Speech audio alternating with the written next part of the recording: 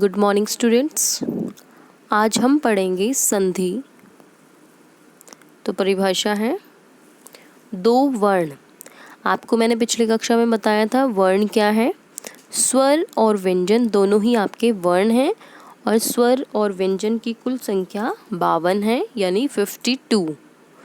तो परिभाषा आपकी दो वर्णों स्वर या व्यंजन के मेल से होने वाले विकार या परिवर्तन को हम संधि कहते हैं।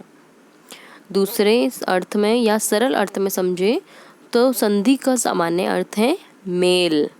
इसमें दो अक्षर मिलने से तीसरे अक्षर की रचना होती है, इसी को हम मेल कहते हैं या संधि कहते हैं। संधि का अर्थ क्योंकि मेल है। उदाहरण देखिए, सत्य प्लस आनंद सदानंद। यहाँ पे आपका त है और यहाँ पे बड़ा अ है, तो जब इनका आपके त और बड़ा अ मिल गया तो आपका बदल गया इसमें द में सदा नंद, क्योंकि इसके नीचे हलंत है। तो आपका ये जब परिवर्तन हुआ तो एक नए शब्द की रचना हुई, नया विकार आया, परिवर्तन हुआ उस शब्द में पहले वाले में। इसे ही हम कहते हैं संधि या फिर मेल। तो आगे जानते हैं हम संधि विच्छेद को। अभी तक आपने संधि जानी है या फिर मेल को जाना है। अब आपका संधि विच्छेद है। संधि के द्वारा बने शब्दों को अलग अलग करना संधि विच्छेद कहलाता है। यदि आपका शब्द है हिमालय और उसको अगर हम दो टुकड़ों में बांटें, अलग अलग लिखे, तो आपका शब्द बनेगा हिम प्लस आलय। ये आपकी बन गया, प्लस का निशान आ गया, यानी हमने इसको अलग अलग कर दिया, विच्छेद कर दिया। विच्छेद का अर्थ ही है अलग अलग करना। सुखार्थ यानी सुख प्लस अर्थ। ठीक है, फिर से मैं आपको बताती हूँ संधि क्या है और संधि विच्छेद क्या है। ये जो शब्द है आपका हिमालय और सुखार्थ, ये दोनों आपके संधि शब्द है यानी मेल करे हुए शब्द है।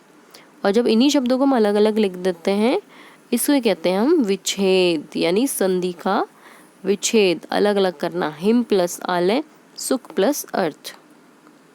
आगे बढ़ते हैं। संधि के भेद। संधि के 3 भेद हैं, स्वर संधि, व्यंजन संधि और विसर्ग संधि। इनको विस्तार पूर्वक समझेंगे हम। स्वर संधि दो स्वरों के मेल से होने वाले परिवर्तन या विकार को हम स्वर संधि कहते हैं। अब स्वर संधि बताया गया है तो नाम से स्पष्ट हो रहा है स्वरों का मेल है ना। यहाँ पे आपके व्यंजन नहीं आएंगे, केवल स्वर आएंगे और जिनको मिलाने से आपका नया स्वर तैयार होगा। आगे बढ़ते हैं। स्वर संधि के 5 भेद हैं जिसको हम एक एक करके जानेंगे उदाहरण के साथ। दीर्घ संधि, गुण संधि, वृद्धि संधि, यण संधि, अयादि संधि। दीर्घ संधि हम सबसे पहले पढ़ेंगे। दीर्घ का अर्थ है बड़ा और इसमें आपका अर्थ निकलता है ये बड़ी मात्रा से।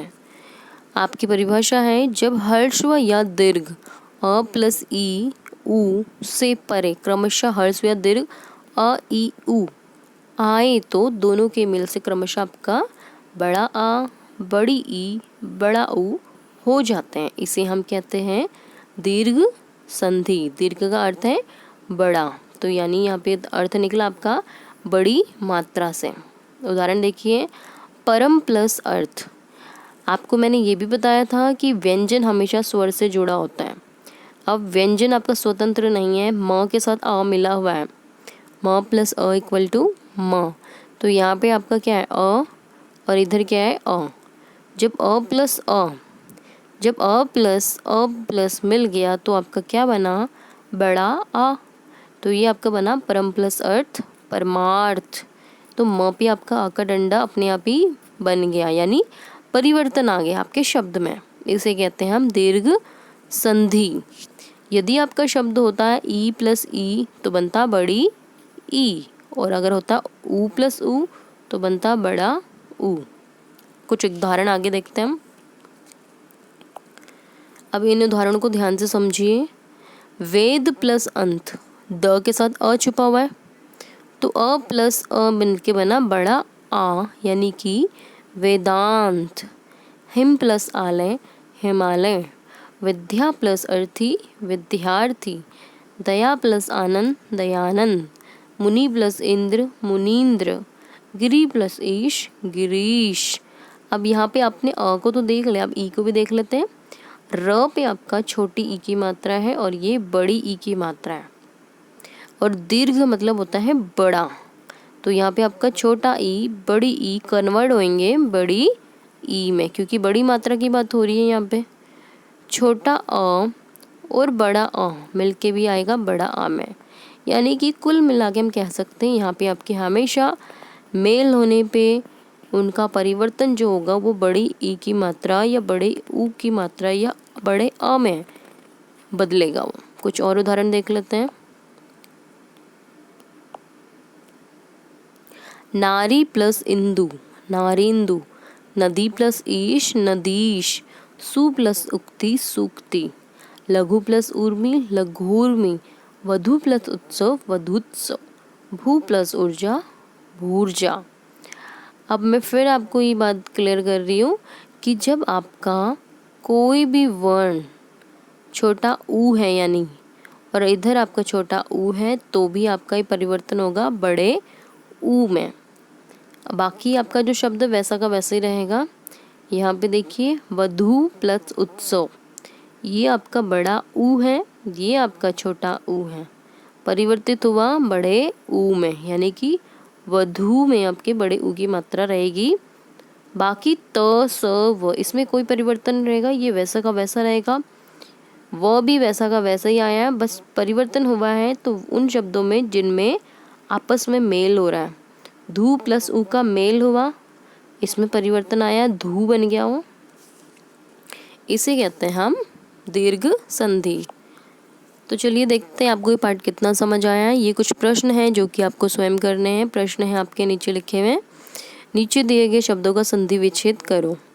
पराधीन, महाशय, रजनीश, वधुत्सव, परीक्षा।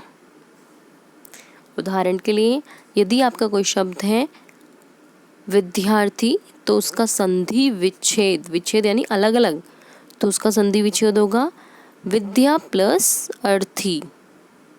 ठीक है, तो ऐसे ही इनको भी आपने करने अपनी कॉपी में लिखने हैं और याद करने हैं। अगली कक्षा में हम मिलेंगे इसी टॉपिक के साथ पर आगे की कुछ भेदों के साथ। तब तक के लिए धन्यवाद।